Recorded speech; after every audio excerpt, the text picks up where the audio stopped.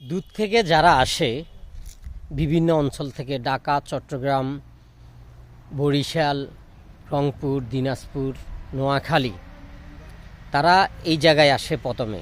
এই জায়গায় এসে এই জায়গাটা হচ্ছে, এটা এই ঘরটা হচ্ছে মসজিদ, এটা হচ্ছে ঘাট রুম। মানে এখানে আসলে মানুষ রান্না বাড়া করে, ওখানে খাবার খায়, ওই গোলঘরে খাবার খায়। আর ওই গোলঘরের পাশে ওই ছোটো ঘরটা, ওখানে রান্না বাড়া করে যারা আসে তারা। তা আমাদের এখানে এই জায়গাটা হচ্ছে, এটা ঘাট যারা থাকে ওনারা এখানে থাকে। এটা হচ্ছে এই জায়গাটা হচ্ছে, আপনারা আসলে হয়তো বুঝতে পারবেন। এই যে এই লেখাটা দেখলে আছে এখানে, পড়ার অনেক কিছু আছে, নিয়ম কারণ, যারা নিয়ম কারণ বুঝে এই যে বুঝছেন।